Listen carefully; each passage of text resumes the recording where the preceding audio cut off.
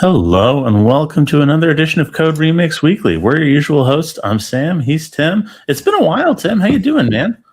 Doing well, doing well. Yeah, been busy, but doing well. Yeah. Been busy. What have you been up to? I thought you were on vacation. I took a whole 4 days off on over the weekend, so really only two. But no, it's I have a friend of mine do like a yearly surprise trip somewhere. Oh yeah, I saw some of the pictures. That looks great. Yeah, so I had no idea where I was flying into. Technically, I could have worked it back from the city I flew into, but I didn't know that was on an island in the Mediterranean. And then, yeah, pretty good. That's cool. How did you get to the island? Did you take a boat there? No, we flew in, and then you land, and you walk to the bus stop, and you see the Mount Etna, and things start to dawn on you where you've landed. So yeah. So you can recognize Mount Etna from sight.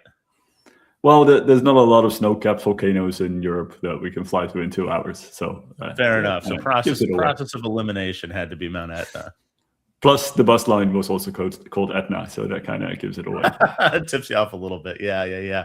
When I was taking the train from Rome to visit Pompeii, it was pretty obvious that that it was Pompeii we were going to, even if I hadn't known. Mm-hmm.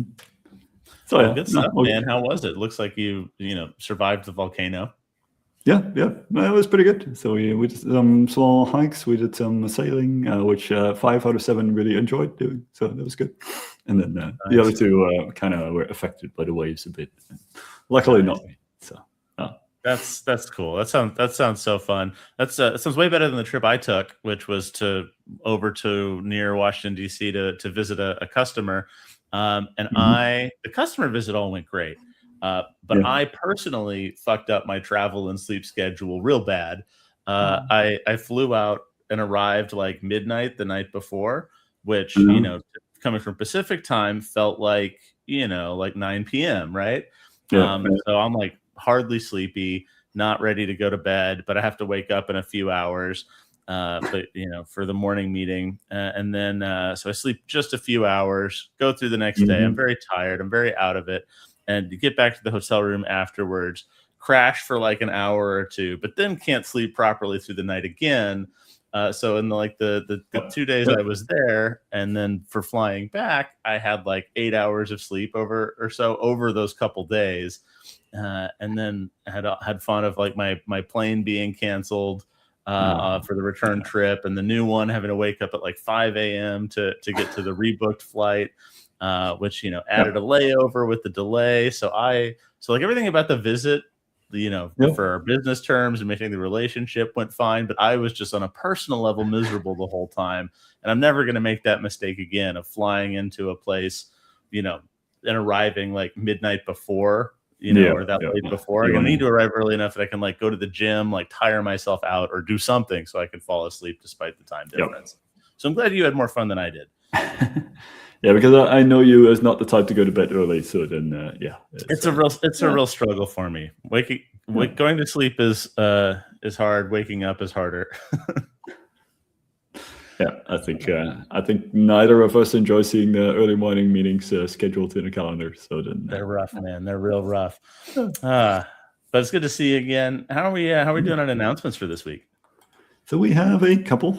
Because we actually managed to do a release today fully before they did the live stream. Nice. Let me try to pull that up as I try to kill some more live in front of my face. Share screen. And I'm going to share it even new. And then, as you can see, we did a 8.85 release of Open Rewrite, and that comes with a lot of new recipes. Some of them from our friends from Timefold, our friends at Exxon, all putting out releases for their various new versions. But we also did some ourselves, and we have some new recipes for deprecations in Gradle. There's a new Gradle 9.6 nearly out. We took time to work in some recipes for deprecations there. We have some recipes for Quarkus. Again, we have various fixes across all of this. And the best way to look at that is if you go to our Blue Sky announcements of the recipes, where you can see that over the past couple of weeks, we've worked on Scala, we've worked on Python and Pydantic recipes, we've worked on Go, And then the usual of like a new Spring Boot 4.1 releases, as well as a new recipe module for rewrite nullability for null away and JSpecify recipes. So if you really want to get rid of nulls in your source code before Java adds it to the language, then you can do that as well. Now, on that note, the migrate to Spring Boot 4.1 recipe is out as well. So for folks with access to it, you can download that one and get your applications upgraded to a much recommended latest version of the new version of Spring, because there's a lot of CVEs that have been addressed in that as well. So go check it out. New release all out today. So you likely don't yet have it if you weren't aware. Now, also new is that we've been starting to put out new videos from the summit that we did in May. So if you want to get a fresh look at some topics that were discussed, then every Friday you can sign up for our Code Remix Summit. And then there you'll be notified when the next video comes up online. And I'll share the link right now in the comments for you all to be able to sign up to get notified there. So it's been interesting to see these come out, because while I was at the conference, I wasn't able to see the 4 parallel tracks, all of them. So it's really neat to see these come online. And then finally, what do we have here? We have a sneak preview of the new website that is about to launch. So likely by tonight, if you open the Moderne website, you'll see something akin to this. But we'll keep it at this very sneak preview because it's not out yet. So that's the announcement that I have for today. The new website reminds me of how when we were first founded, and probably still, a lot of people confused Moderne with Moderna, the maker of medical technologies and vaccines. I think this website might bring back some of that confusion, but that'll be fun. Anyway, so today we have a very exciting guest for the program who's going to talk about sandboxing AI agents and making them useful and secure at the same time. So please join me in welcoming Oleg to the program. Oleg, how you doing? Hi, hi, team. I'm all right. I'm very excited to be here. Yeah, glad to have you. So I understand you're the AI nerd at Docker? Well, not the nerd. So I'm on the DevRel team of Docker. Mm-hmm. We also call ourselves developer success. Mission is really not just to have like a community of developers, right? We want to enable them to be more productive, build more secure software, like do that in a more sensible way, right? Like we want them to succeed and grow as developers from like very like novice junior ones into like teams like at Netflix or whatever other like idle company you have for doing software development, right? And yeah, I mean, since 2.5 years now, I think I am trying to position myself around the adjacent to AI technologies. I was very lucky. I joined Docker in December 2023, which is like very early in this current like AI hype cycle, and it was clear that AI is gonna be life changing. Even though back then it was kind of sort of nobody understood what we are doing or where we're going with AI back then. Right. And now we have some sort of ideas, and so through the evolution of Docker and different initiatives around AI that we had, I've been trying to support that from the DevRel team to the best of my ability, right? So both learn the ecosystem, understand what other people are doing, understand how Docker's technologies and products and like the ecosystem can integrate naturally with the larger AI crowd. And we had a few. We had like local model runner to run local models efficiently and locally within like sort of like your own containers, which I think is making comeback. Maybe not this year yet, but just wait. I have an intuition you're right about that. I think I might be pinging you to get some tips on how to run models locally efficiently, particularly if they kick us off our Claude subscriptions and onto token-based billing anytime soon. Yeah. You just equip every developer on your team with a walking treadmill, walking desk, I And have they that. generate- I'm all right. I can check both of these boxes personally right now. Very What good. else? You generate some electricity, and that might be enough to run like a small local model. Unlikely, though. Unlikely unless you are like a very proficient runner. I didn't do the math, like so. Some of those AI As can double to how much? Yeah, I feel like when I am, if I'm like pedaling hard on a bicycle, doing like 100 watts of power, which is probably not enough. I see like real professional cyclists doing like 500 watts, and they're like sprinting hard to win. That could run a computer for a little while. Might be difficult to concentrate on your coding with all the huffing and puffing, but it's a start. The AI will be doing coding. You will be just That's huffing true. and puffing. You just need to pedal hard. Yeah. Exactly. Yeah. And so Exactly. you can finally achieve the dream of all software engineers to just be a hamster running on a wheel. Wait, is that not? That is true. That is true. So that's our future. But we'll be so physically fit. That's the important thing. Exactly. When the society collapses after that, and we need to fight for our We'll be ready. We'll have the resources. Yeah, we'll have the cardio to maybe endure. not the upper body strength, but like we would definitely Just the legs. Yeah. like kangaroos. Being able to run away from the zombies and raiders is a really good first step. Right. Okay. So local models, and then we had like a bunch of other ones. There was this MCP era, and then there was this agentic framework era. And I think at all of those, we actually managed to bring some of the Docker goodness into that, right? So Docker is a tool that almost every developer knows, right? It's very synonymous with containers.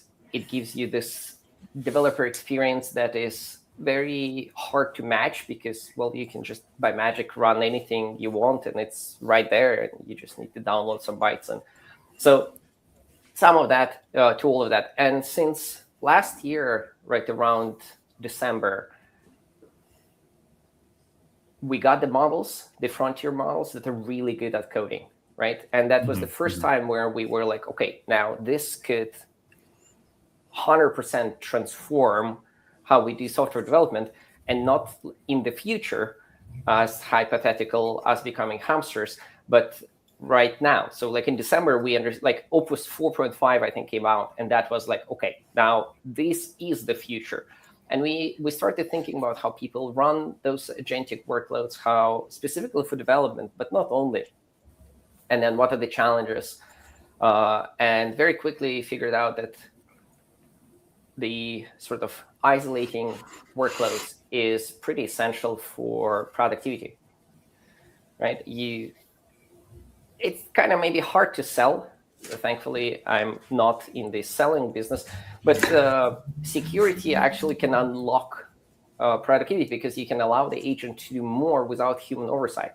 And that's how you get actual to do those like 10x gains, not by babysitting the agent and like reading every line of code that it spins at you. I do hate permissions prompts. Yep. Yeah, it just, do you read them? Well, I read the first 100. After that, not as much. Exactly. I saw a fun side project that a friend of mine linked just the other day, where it's like a game. You go to the webpage, and it's up to you to read a prompt and to figure out, is this one evil or not?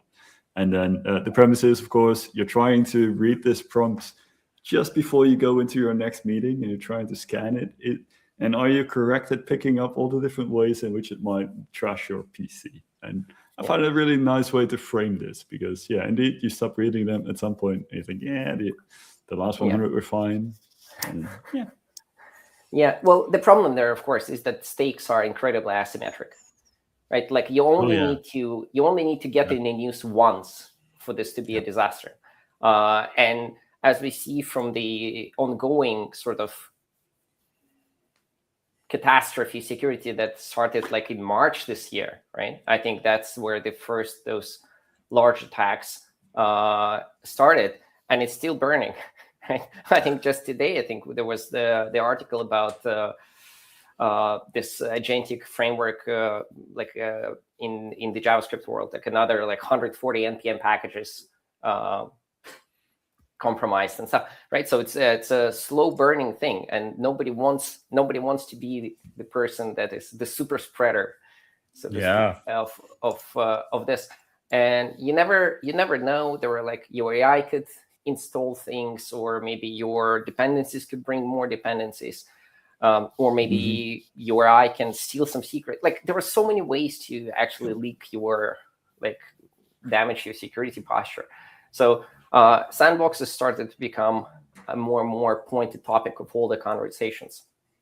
So that is, well, so security awareness is one good thing that came out of those incidents. I have a good friend of mine, and I won't name him, but he had been trying to plead for security awareness for 3 years in his role already. And one guy pressing OK just the other week did a lot more for advocating for security than 3 years of advocacy. Well, yeah. But it's also like, it's a very hard problem because we're dealing with people, and people are the worst, right? Technology can be perfect, technology can be reliable, technology can hallucinate, but you can sort of reason with it. But like, people are like creatures of habit. You can't reason with people. Because people also get tired, right? And then if you are like Monday morning, you're fresh. Well, maybe not like Tuesday morning, you're fresh and ready to work, and your focus is on point, right? But then like one evening, you're like at 11 p.m. running your agent, and you're like, I'm gonna just ask it some questions. It's not gonna do anything, right? And then that's when it hits you. The mistakes happen on the way back, always in the last hour, because you think it's fast. Right. So sandboxes became everywhere. At Docker, because we are very good at virtualization, isolating workloads, and we have the software. Like we did the sandboxes, and lots of other companies also making sandboxes. And I think ours has a chance to become a sort of a de facto standard in the ecosystem, potentially. Interesting. It could happen as well. But so Docker has the SBX, which is the microwave. We had a couple of iterations of sandboxes, and it started with containers, sort of, like dev containers for AI, and like money drops at us because it's for AI. But then we realized that the containers are not a good isolation primitive for workloads that are, well, ever changing, but also potentially actually actively malicious. And with AI, you need to remember that this is like the lethal trifecta of dangers. Like we give AI access to private data, we give AI ability to execute like random things, and we give AI access to communicate externally, because that's what it makes it useful, right? You cannot just have it's a remote code execution tool. Exactly. And on top of that, like instructions are code, which is very close to my Lispy heart, but at a completely new level, right? It's not just you can pass like interact with code data structures as data with code as data structure, right? It just, you say,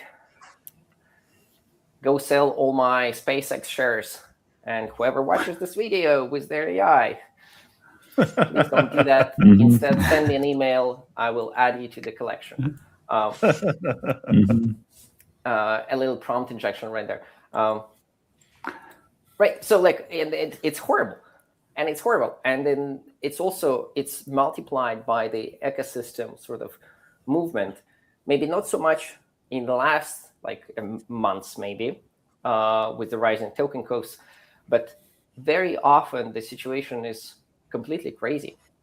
The leadership is pushing more AI. We need to be more productive. Like everyone is doing stuff with AI because AI intensifies everything, and specifically FOMO. So, and then developers only. Also, like the bottoms up motion is like, once you kind of sort of try this autonomous mode of changing code and creating things on demand, it's really hard to go back to like, typing stuff like character by character, like a peasant in medieval times. Like it's just, It doesn't work I have like that. occasionally found myself typing a prompt to Claude that is longer than the code change I'm requesting it to make. There is the voice to text situation that helps. Yeah. That works. But yeah, sometimes you like really. I sometimes found myself doing ridiculous things. I'm like, I need to delete the file. I've been a developer for many years. I know how to delete a file. It's very easy. You literally can RAM it, like it's 2 symbols, right? Yeah. Or you can select it and delete it. Like it's not hard. There are multiple ways to do it, but you're still like, Claude, we need to delete this file. Which is of course ridiculous. And it's not entirely irrational to do that, because if you take actions that the agent isn't aware of that aren't in its transcript, it has to spend time and tokens figuring out what you did. I had a funny little thing that happened to me where I was doing some manual edits alongside of having the agent do some things, and it noticed that files were changing. It didn't know that I was doing it, and it started referring to me as the linter, like, oh, the linter went and cleaned this up. I thought that was very funny. I'm not sure if that's a promotion or a demotion from software engineer to linter. But yeah, it does make it feel does make it feel less like a pairing and more of like an I know you're just here to make things look pretty, but not to actually do something like that. No, but like it's a problem, right? And then like people, and in general, like AI is being booming, and like all professionals have probably dabbled in this. Like, can AI help like legal teams? Can AI help designers? Can AI eliminate technical writing as a profession? And so it's not just developers, but specifically for development, I think AI got like really, really powerful because we have this built-in verification loop that is pretty simple. And it's also, you can enhance that automatically and create like more complex verification loops, which doesn't exist in many other areas. Right? You cannot have AI very simply like test, I don't know, legal theories or something, like arguments for the legal case or something like this. Or in medicine, for example, AI is super helpful, and we've done AI in medicine before this LLM hype, right? Like you just do machine learning and like protein folding and whatnot. But there's the whole process of like actual physical verification. We are very lucky because whole our universe is like just digital. So that's why I think AI for software development is so prolific now, because it can verify itself, it can find its mistakes, it can understand whether it did a good job or not. And even though sometimes it still goes like on off tangent, and sometimes like it doesn't understand that there are other actors involved in the system, and starts ignoring the changes that you make because it's like, oh, I didn't introduce the changes, I'm not going to commit them. Like this is some other changes, you did them, you commit them. Then yeah, I think so. AI is very capable of autonomous execution of very high level tasks. Yeah, I think the verifiability part is key, right? Like AI is kind of like doing a lot of educated guessing and checking at scale, and it works well in software engineer because the checking part is something that it can do so easily, in a way that if you have like a coding agent that is helping you search through a corpus of legal text to, support a lawyer or something, it can't verify the veracity of its guesses as easily as it can with running a JUnit test suite. And it also comes with its own challenges, right? You can edit your tests and you like pretend that it was exactly like that. I heard this story that recently somebody ran AI, and then to avoid certain problems with the normal commands, like sudo installing things, it prepended an empty sudo script on the path. So whenever sudo command runs, it's just like exit 0. So it doesn't actually install stuff, but it also doesn't stop AI from thinking that everything succeeded. I bet that was fun to debug later. Like it's I mean, like they should have used the sandbox, but it's also, I think this is one of the benign cases of AI going rogue on a minor scale and just leaving an Easter egg in your system for later. You give it a task and it sets out to achieve it no matter what, and everything's sanctioned. And yeah, that's, I don't know, it's a good candidate, like you said, for sandboxing things in a bit. Yeah. So, and well, at Docker we have this, and as I said, through a couple of iterations, now we have this SBX technology that is also standalone. So very often, people think that Docker means that everything is put into Docker desktop, and that has like also the software baggage, but also like licenses restrictions and stuff. No, so SBX is free to use. You just brew install it from a tap, or winget install, or whatever the Linux thingy is, and then probably curl to sudo script. And you get it, and you can use it. And we spin up micro VMs for the sandbox. Like, so when you want to run a sandbox, we spin a micro VM for that for you. Which has the ergonomics of containers, which I think is very important, because the muscle memory is a very important factor in technology adoption. And then, so you can create it, you can run it, you can stop it. There is the SBX command that you can list them, and you can inspect whatever they're doing or what's the configuration. But you have a micro VM, and around that there is a networking proxy, so it only can go anywhere through that. So you cannot just go and like to random Bitcoining mining sites or I don't know, Pastebin. Right. And then and also the same proxy does the secrets injection. So I can configure my machine is, or any developer machine is, a treasure trove of like private stuff. It's your SSH keys, your I don't know, authenticated the GitHub command line. Probably a bunch of corporate IP. Corporate IP, keys to the clouds, your access tokens to the clouds, your, I don't know, random keys and tokens and API keys in different environment files, right? I'm not even saying, like, I don't want to mention how much private and probably very confidential stuff you have in your bash history. Right? You might have run something with a token like several months back, and it still sits there. And if you weren't accurate on creating the tokens that expire soon, yeah, that could be a potential vector. So absolutely, the secrets get isolated from the agent inside as well. So even if it wants to leak my API key to, say, Anthropic or something, it cannot, because it doesn't have access to that. It gets injected into the network requests on the proxy level, and that's sort of it. The sandboxes, and I think most people running AI would benefit from isolating it in some sort of sandboxing environments. I think Docker has like a pretty great one.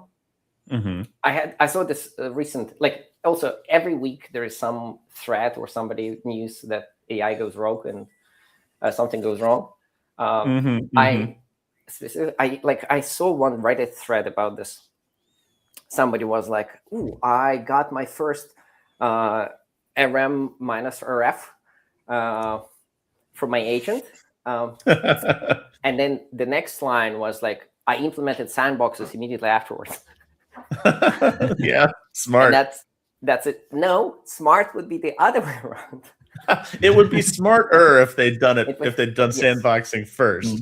But at least learning from the mistake is some amount of smart. So exactly, this is developers. We learn from our mistakes, right? Yeah. It would be better if we learned from other people's mistakes, but it's very that's advanced. That it takes dedication, discipline, and also free time to, like this comic where people are rolling with square wheels and somebody comes with the round wheel and they're like, we're too busy. right?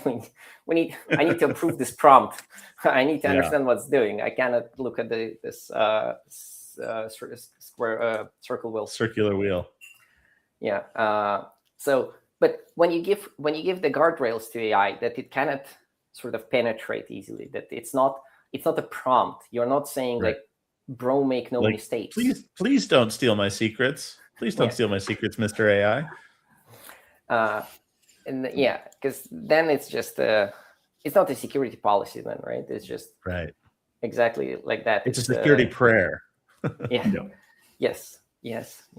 Somebody was asking recently, how did the AI change the SDLC, like, the cycle, right? Or the DevOps cycle. And before it was like the inner loop and the outer loop monitoring like stuff, right? And then now it's prompt, pray, panic.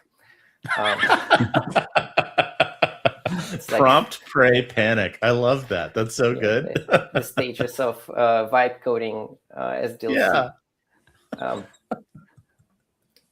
Right. So yeah, and then so like they implemented sandboxing immediately afterwards, and this is very interesting because even for myself, right, we've been doing sandboxes for more than half a year now. Internally, we started even earlier, right? Because right, and then a few months back, somewhere in March, Docker, like security team moved everyone into like, okay, you use sandboxes, you don't run AI naked on the host, and a bunch of other security hardening measures and stuff, right? And I was thinking about like, before that, I was still running my agents on the host sometimes. Yeah. Right.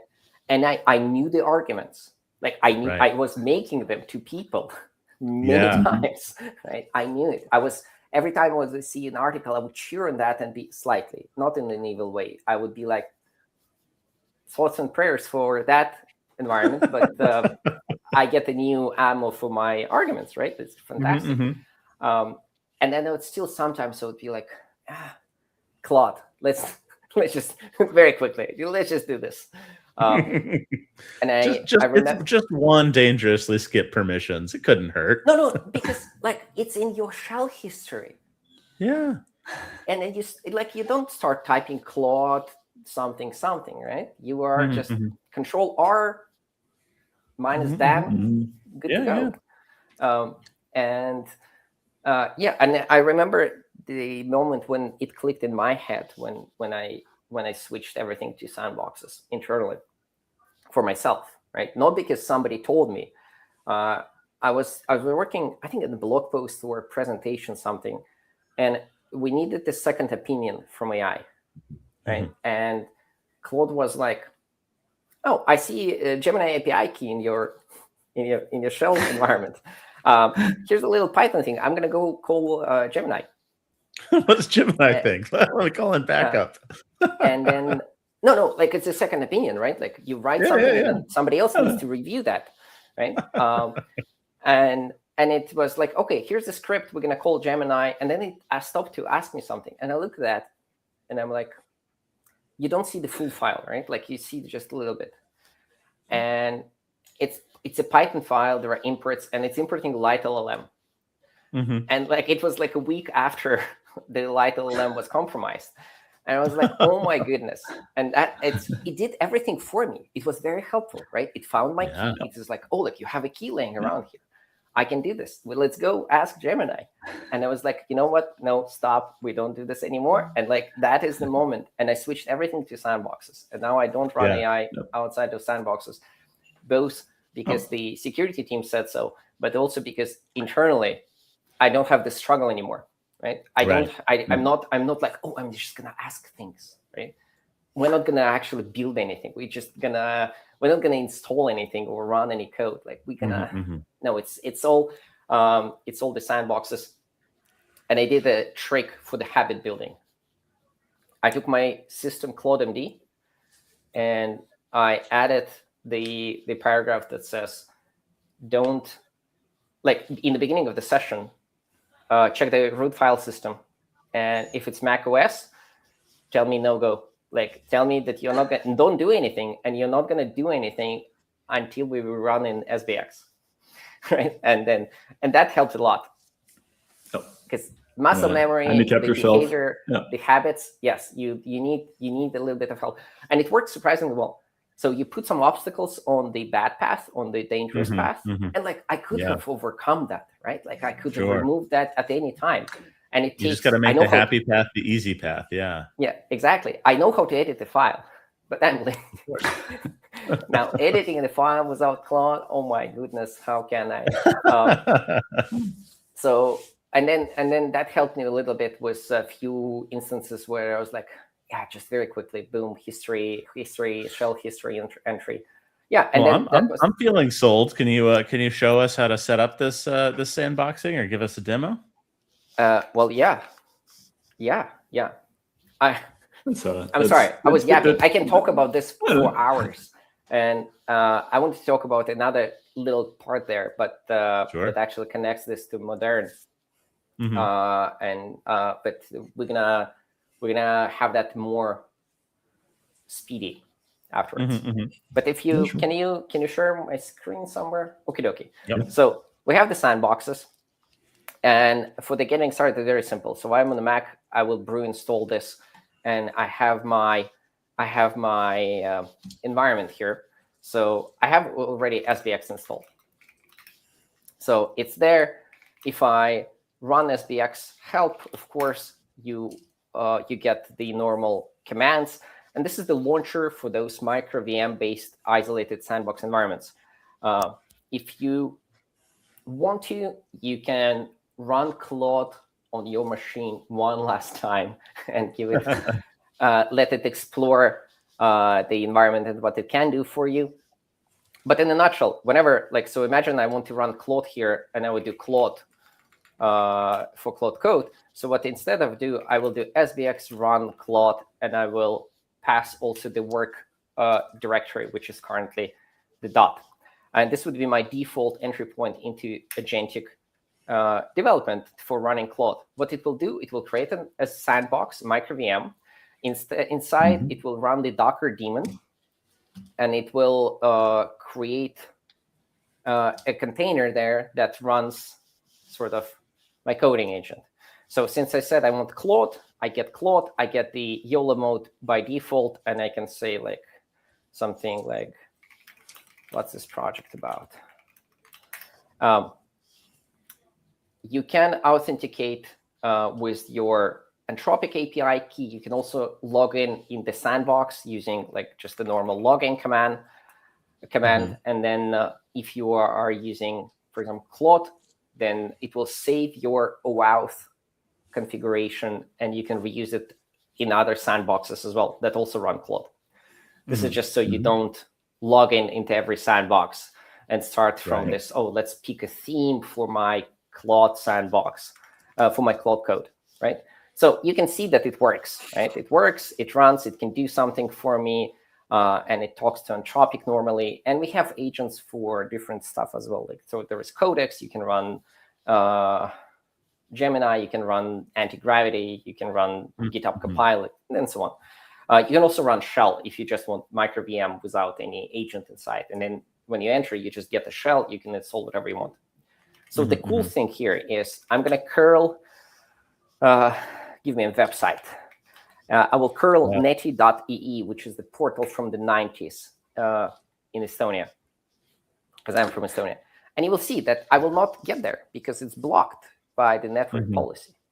So we also put a little bit of the information that you are in the sandbox into Claude MD files for Claude, or agents MD for other agents, so they learn and know that they're in the sandbox, because they never quite can be sure whether this is just the other end sense 4.3 or it's just not authorized here. And I can also see that if you just run my SBX here, I will get the terminal UI here. And so this is our recent sandbox for Claude in the directory Modern. And I can see some information. I can see the network log where it went. Of course, it only can access to my host machine in that particular directory. So it cannot go and scavenge for my files. And you can see that it was blocked here. So I can allow that if I want to for this particular sandbox. I can also see my common network rules, which are configured as a default sort of balance policy. So my GitHub and my Anthropic OpenAI things are allowed. Also, NPM is allowed, which might be a mistake. Today, maybe not. I know there is also PyPy and like some default, like package managers. They have good days as well. Let's see. No, but it's also like when you start Sandbox first time, it will ask you which policy you want, and you can say deny all, and then you will be in full control of every individual thing. But you can see here. So now we have Netty allowed. So if we do that again, we actually will get whatever. I hope it's up. But we don't get blocked by policy immediately. Something different. See, something is different. Very good, very good.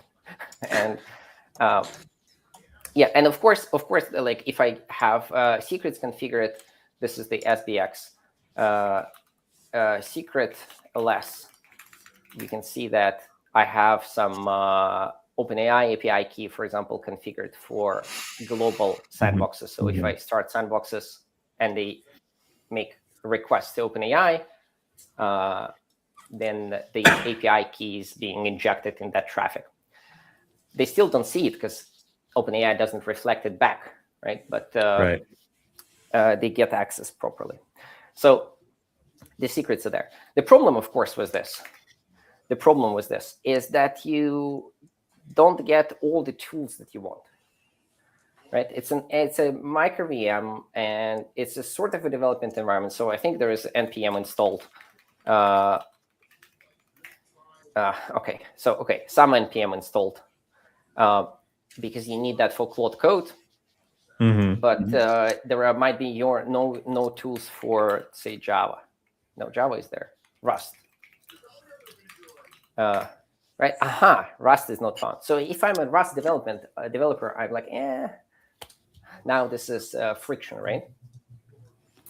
And friction is not good for developer tools because we don't like it. So the answer to that are the Sandbox's kits, which are the configuration that you can apply at the Sandbox creation time. So if you go here to customize and kits, it's a YAML file that tells you how to modify Sandbox's behavior to include tools that you need. Sort of a plugin, if you want. And there are different versions of that, so that you can use the ones that override the entry point, and you can use that for implementing different agents. So if I want to run OpenClaw in a sandbox, and when I say like run OpenClaw, I want it to get into the OpenClaw session immediately, right? I can have an agent kit, and I can also have a mixing kit that installs just libraries and tools for me. So I specifically for this, I prepared the modern kit that I would like to show you. And that would be an example of a kit. So of course, here we don't have mod CLI because that's not in the default package.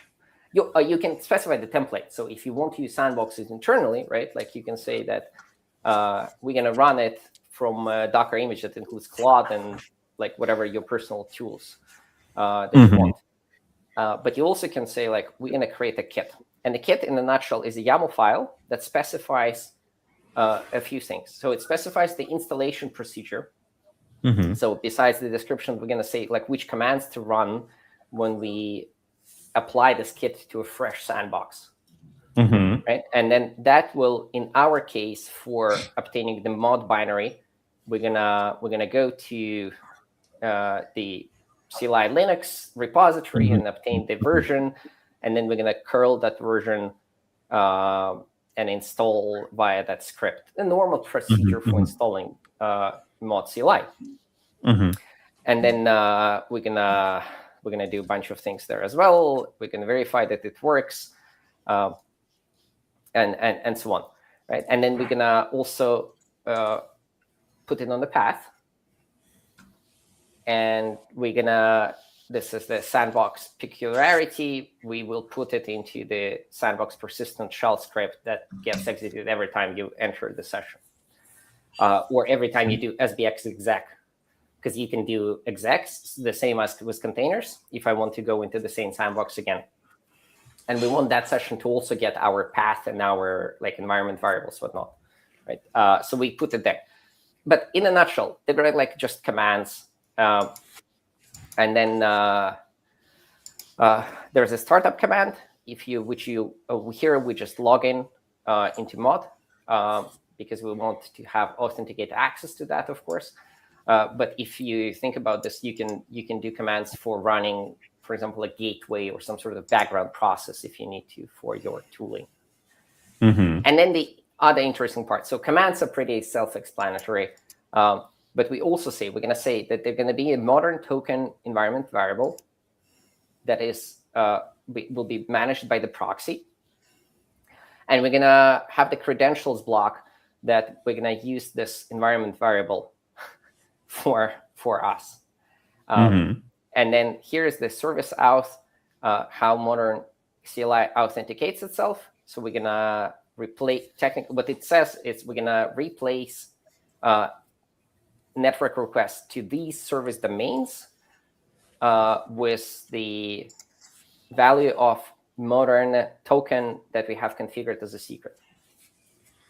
Mm-hmm. So makes sense. Long story short, we say whenever something goes to this host and has the authorization there that says proxy managed, we replace that for the actual value that we configured as a secret.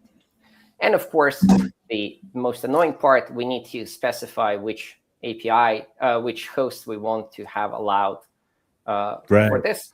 So these are, of course, the actual modern cloud hosts, and then some repositories for the artifacts that you want, and then, well, GitHub as well, both for installing and stuff, and potentially, I don't know if you actually get recipes from objects as well, but just in case, right? So this is what could be convenient. And you have this overview, and now it would be kind of sort of really painful for individual developer to discover all this configuration by hand while trying to run their favorite tool from inside the sandbox. So with the kit, they have this spectacular opportunity. So they will put the secret from the token, and I have somewhere the token from my thing. I will not show you, but it's an actual true thing here. So this is my account, and I went there in the settings, and then somewhere there was here access tokens, right? I did one just before, and what I did was my SBX. I will show it here. This is my host machine, right? I will do SBX. Well, secrets are here, right? So I set the secret, which is I think this is set mine in G, and then you just say modern, something like this. So you give the service the thing that the kit mentions in the thingy, right? So I have it there, and now all I need to do is where was it? I just need to run my SBX together with the secret, right? And we're gonna try this, and we're gonna name this. We're gonna say Claude mod. Right, and the same, right? We're gonna run the Claude in this directory, in the current directory, and we're gonna apply this kit on top of that. And kits you can apply them from GitHub repository, or from local file system, or from Docker Hub as an OCI artifact. Right. So if you have a project that you want to enable everyone using sandboxes a little bit easier, you can just put the kit right in the project and just have the file system path. Yeah. So I'm going to run that. It's going to say that, okay, we're going to configure services for GitHub because I have GitHub configured and modern. It's going to run our scripts there. And this is unoptimized version. Maybe there is a better way, because I think the binary is a few 100 megabytes large, 100 megabytes large. So it's going to take a little bit of time. Maybe we can make it better. And I think in the future, we'll have a specific mechanism for this, a sort of like volumes in Docker, like normal Docker ecosystem. So you can connect like this ephemeral storage to things. We're going to have that inside the sandbox, but this is it, right? Now we are in the sandbox. So we're still in with the Claude Code UI. So here we can say like mod. Do we have mod? Okay, we're running mod. Okay, mod succeeded, right? And I need a command. I want a command that says that I'm authenticated. What was it? Mod show organizations? No. Mod. So that you're authenticated would be mod config modern show. I think mod config. Right, and then there's some subcommands. Yeah. Yeah, mod config modern show would show that you're connected to the tenant. Okay, well, let's see what Claude will propose for me when I say just mod config, because I forgot the bash. I forgot the bash, right? Okay, I will do that now. Mod config. What did you say? Modern and then show. Boom. Right. Okay. So we are the configured modern tenant, right? And that is a sample tenant that has no rights or anything, but we are logged in. So now, my Claude can very straightforwardly use the code remediation, very, very easily. Yeah. And everyone else can do this the same, just by running that. And of course, it could be better, right? This particular kit could also include the information for Claude, appending, like you can put markdown files that will tell how to work with this. So next time it needs to like do a refactoring or an upgrade, like it will not start inventing. We don't want it to invent its own ways of doing things, right? We could have a little information, a little context for, like you have mod on the command line, it's authenticated, just run it. If you need to upgrade something, like this is your go-to default way. And I think this is pretty great because I get my tools that I need in the sandbox. I also can, of course, lay multiple kits, right? So I can say like, I also want Java. So I have my Java binary there. And then my SDK man and my Maven and 4-bit Gradle hosts on the network level. It's a joke. We love all build systems. And love and hate all build tools. Yeah. Mm-hmm. Yeah, you only hate people things or you don't use them. And that's That's how the saying goes, right? But I can apply multiple kits, so they will bring the things, the necessary tools for me, and then if I want to, I can also have the SBX save, and then it will save my Docker image for this template. So I can introduce a bunch of changes and then say like, okay, this is my starting point now. And there, like on top of that, there are a bunch of like additional productivity things. You can not map the file system directly, but have a clone of your local repository inside the sandbox. So you can have the work tree support there. So the agent can spin sub agents there with work trees, and then whatever they finish, you just do git pull from the sandbox as a remote, and then like it all kind of sort of magically works. And we have a bunch of kits as well and on Docker Hub and also in GitHub repositories where we just experiment with them. So there are a few cool ones that I like. One is configuring VS Code server inside a sandbox.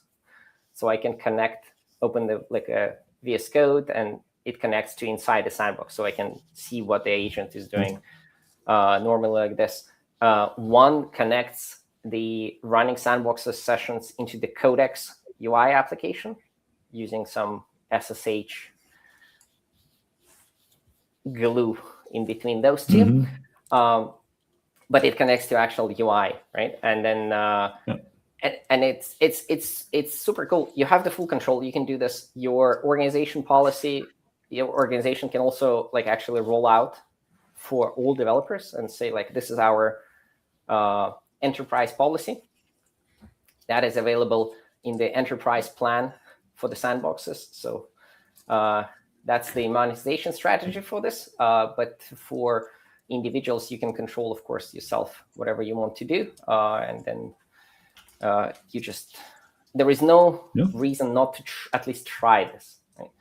It might have some rough edges here and there. It might be that you're like, it's an empty sandbox. I don't want to deal with this every time. And I cannot figure the kits and stuff like this, right? Or maybe some workflows for you don't work, right? Maybe you want something specific. But I think as a default option, you can try this at least. Yeah, this is really cool. I appreciate how approachable you've made this. I'm like, man, this is so easy. I don't really have an excuse not to do it. Yeah, just the trick. You need to put a little snippet into the you just got to put the road bump in front of being lazy so that it's easier to do the right thing. It's very interesting. Like some of the people on the team just removed Claude code from the host machine altogether. Yeah, smart. Which I didn't go that far. I technically I could because I'm not running it, right? Because it's useless. But it refuses to be useful for me. Right.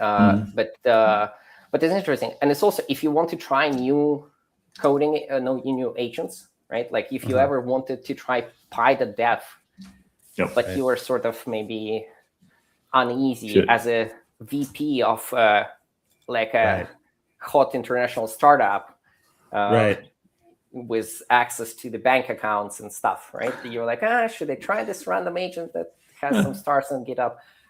No, Py is great. But like maybe a new one pops every week. So you stick it in Sandbox. Next time it's a nice way not to install like 6 different CLIs and evaluate them all, and just have the same sandbox that you use. Keep your host kind of clean, But it's also a little bit more secure.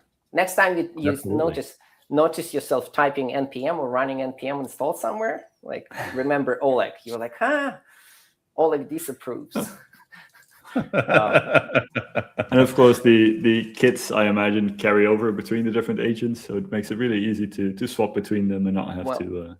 This is interesting. So for the sort of simpler kits like this, the mixin kits that install some tooling and get the network configuration and some security, this is as easy. So I can do the same with Codex, right?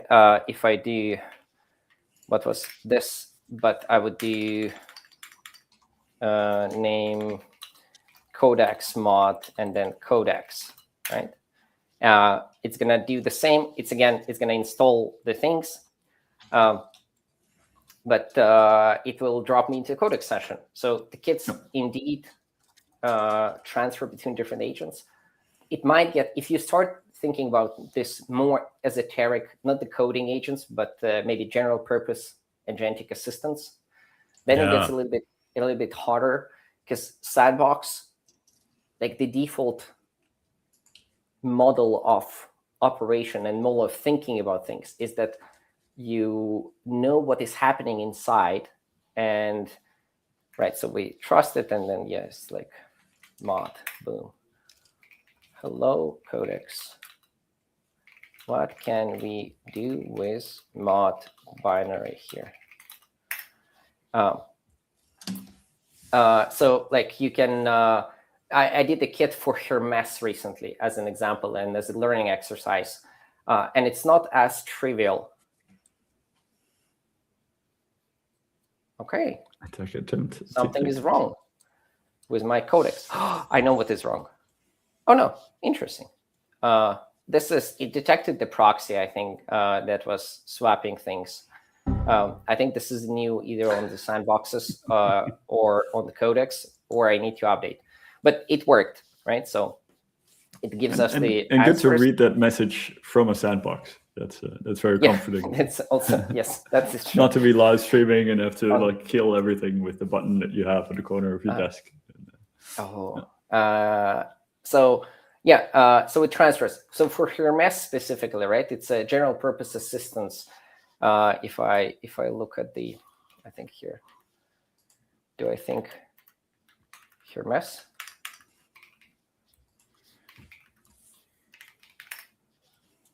No.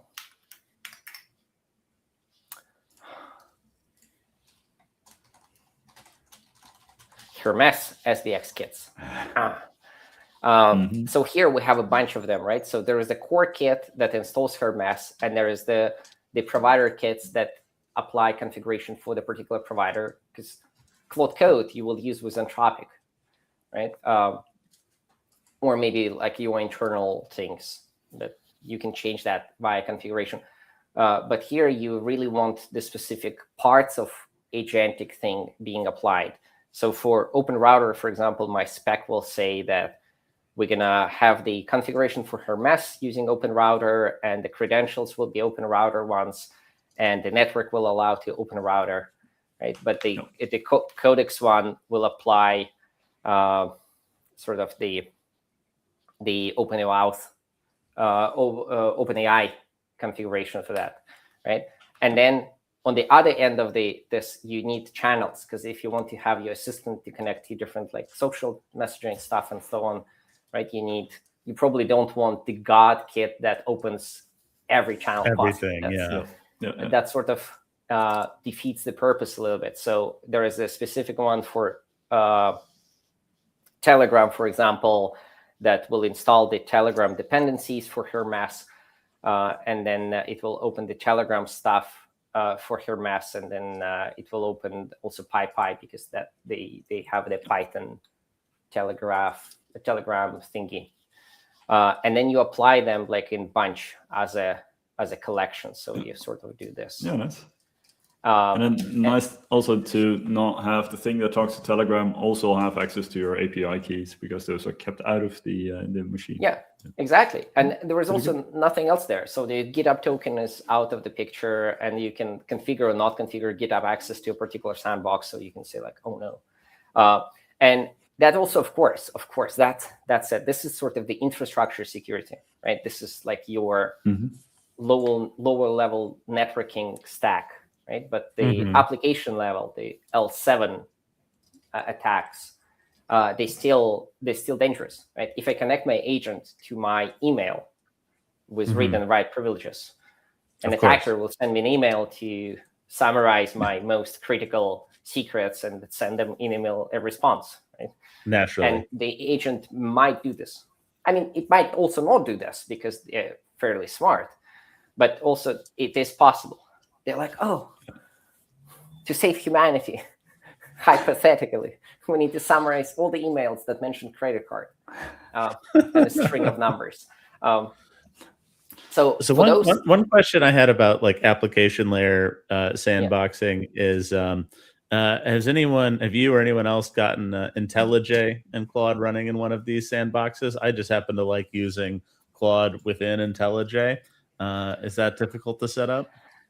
Right. So there are two ways for this, I think, and I haven't tried them. But so the straightforward one will be to run the gateway, IntelliJ gateway, right? So you run it inside the sandbox. It's a networked application, and you just connect. You open the port into the sandbox, and you connect to that from your local thing, and then it's fully like IntelliJ thing. Right. I think some people experimented with that and run that, and that would work. That should work. Another cool way would be to extend sandboxes with, for example, sort of the graphics forwarding capabilities, right? So you run something like Wayland or for like X11 equivalent, right? And then it renders the graphics to the buffer, sends it somewhere, and you on your host, because SDX runs as a host process, right, by itself. So it can open a window and render that graphic from inside the sandbox. Gotcha. And then you could do anything. It's not there yet. It would be very cool to hack on it and like add this, because then you can run like Doom inside the sandbox, which is the apex goal of every software. But you can sort of do this and enhance it this way. And the other way would be to integrate sandboxes into broader ecosystem. So you run your IntelliJ on the host, but whenever you open the assistant, right, like there's the dialogue. Instead of connecting to your normal Claude or whatever agent that you run, you configure it to run like a shell script that will run your agent inside the sandbox in the ACP mode, which is Agent Client Protocol. So it will be like IntelliJ will run the script, and it will be like, oh, I'm talking to the agent. But the script will start the sandbox and then sort of proxy the communication patterns between the outside IDE and your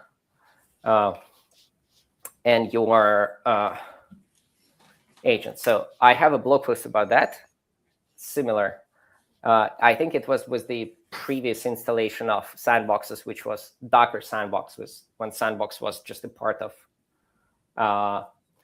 Docker desktop binary.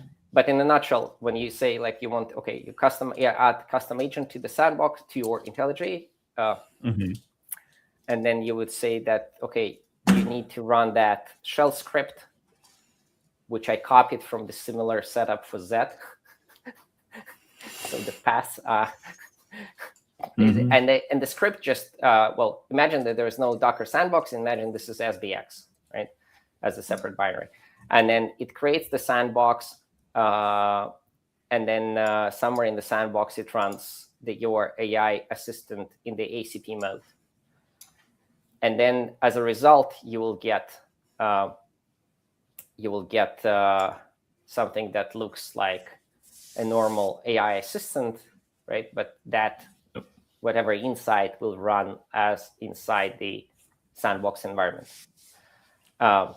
Which here in this screenshot, it says, okay, it's Linux, which clearly we're on the Mac. So it does either hallucinate dearly or runs in a sandbox. Right on. So this way you can build sandboxes into like a broader ecosystem of tools, which I think is also equally important because, well, it would be super, super cool if some popular maybe applications for assistants could include that as an option.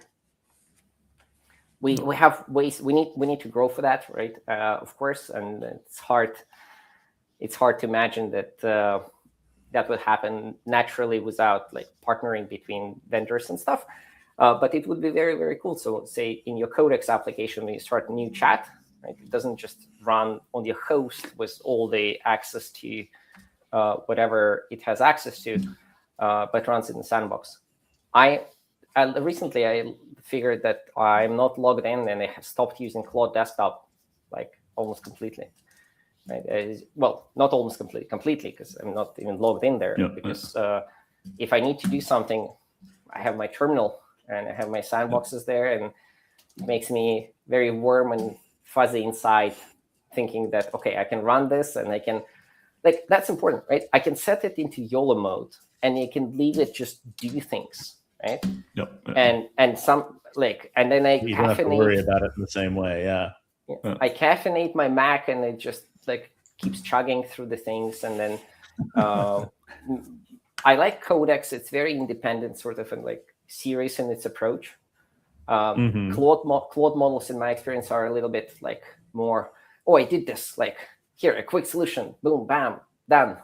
And then they sort of, but Codex is, you can give it like maybe it's just my experience how I use it, right? Maybe it's just the personal deformation, and I tend to give larger tasks to Codex, but it just can be chugging something there like for a couple of hours, and then it would be like, boom, I've done things, I ran tests, I did this and that, and you're like, oh, how cool, nice. I do have one question, because you mentioned before, like the muscle memory kicks in from earlier tools. What is like the lifespan of an agent that you spin up in this way? Because I've had in the past where you suddenly remember that 9 months ago you did something with Postgres in a Docker image, and it's still spinning, still waiting for your next command, even though you abandoned it after an hour. And I was wondering, with the agents that you spin up here, what do you expect? Well, the sandboxes are ephemeral, right? Like, so that's the same as containers. If I don't like it, I nuke it and I start a new one, and it's like, it's no fall, no harm, right? But they also keep running, right? So I can collect them, I can list them, I can stop them. So I am currently running, I'm running a bunch, and maybe I should stop like a bunch of them. But there are some of them are stopped, but I can SBX remove something. So let's remove the non-clone misc, and yes, right, and then we remove that. So similar to how you work with containers and images, it just sort of works. I have a very powerful machine. This is maxed out. You barely notice. A maxed out M4 like Mac, which I got in the age when we dabbled with local models. So I needed a beefy machine for running LLMs locally. Of course. And so I don't notice. I assume that they are taking some resources, but also at the same time, like, so I personally tend to work, and this is a preference, and I'm the bottleneck there, I know. So if I want to unlock like 100x productivity, I need to remove myself from that completely. But I work on like 2-3 things at a time, and that drains me completely to actually be involved in trying to understand what we're doing and trying to review that, not in the like, oh yeah, you can read that file, you can write that script, you can run the tests, but in the sense like, okay, we made that, we made those architectural decisions, we did this, like, this is how we structured the kit, this is what we need to do next, right? It's not, so I was working on this modern kit example, right? It's not done before it's on GitHub and there is a license file and there is a, like, it's published and it's published in Docker Hub. And for that, I need workflows on GitHub Actions and I need to put my secrets in there, which my agent cannot do for me because it doesn't have access to secrets. And I need to try that. And I need on the outside to try that because from within the sandbox, it cannot run the sandbox, which is a shame. I need to solve that problem. But there are things that still do, right? And then you can just run a couple of those things together. But all in all, so this has all been great stuff. Do we have like any final remarks or closing statements that we haven't gotten to yet?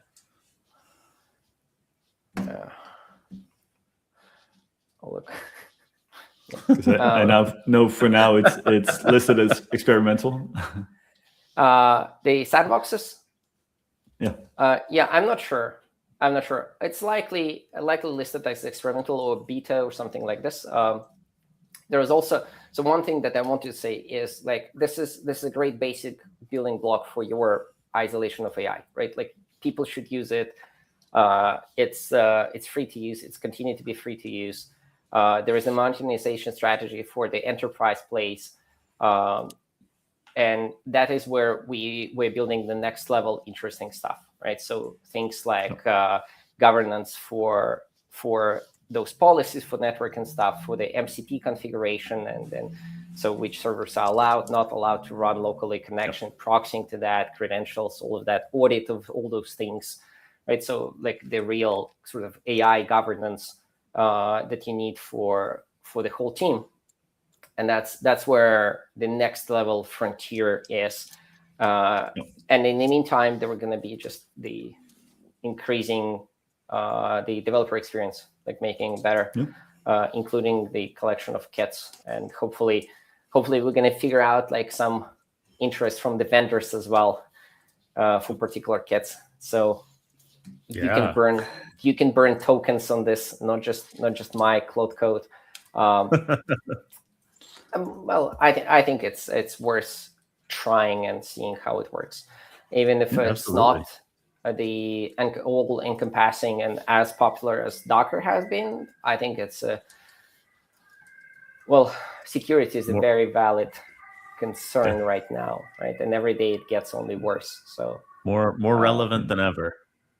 Yeah, and especially at that enterprise scale, where if you have thousands of developers, I don't trust like any individual one of them, but especially not the collective of them to always check all of their things. Developers, you mentioned the keyword there, right? And you don't trust them because we know people are the worst. But nowadays, it's non-developers who are the problem. Now the product team starts coding and like sending pull requests and being like, oh, I've imported this addition to our thing, an extension or something, right? Yeah, And yeah. this is Just a couple weeks ago, we had some of our designers on the program talking about how they are using Claude for prototyping, their designs. Yeah. and then maybe they have a little bit less obvious attack vectors for it. Maybe they don't have the like GitHub access to everything, your all internal IP, right? Or they don't have access to your cloud machines, which but they got access to some other stuff, right? Yeah, and one of their prototypes, like if a malicious npm package was part of its dependency closure, and that prototype got made its way into production, that's all. It's another threat vector. You're absolutely right. So hey, Oleg, it's been great having you on the program. This is really good stuff. I think it's really relevant to us and to the whole industry. So thank you so much for coming. If anyone wanted to see more of you, are there like social media channels you post on? Should they follow you on GitHub? Should they look you up on LinkedIn? Well, I would appreciate GitHub because somebody is building the lists of the most popular GitHub accounts in Estonia, and I know we're near the top. Number one, yeah. No, there is a long way to go, but it will warm my heart to see that. But also LinkedIn is mostly the social network for me currently. You can find me, and also my email is written on every fence everywhere. So if you just Google the name, you'll find the connection. If you have any feedback about SBX, or you tried any other Docker technologies or anything, I'd be happy to talk. You can also come to the Docker community Slack, and then ask questions. And or if you're in Estonia, don't be a stranger. Ping me, and I'll make sure that I will be visiting another country that weekend. No, I'm kidding. I'd love to show anyone around. All right. Well, thanks so much. That's great stuff. Thanks for joining us in the program today, and thanks everyone for watching. Hopefully you had as much fun as we did. And we'll see you next week. See you next week. Everyone. Cheers. Bye.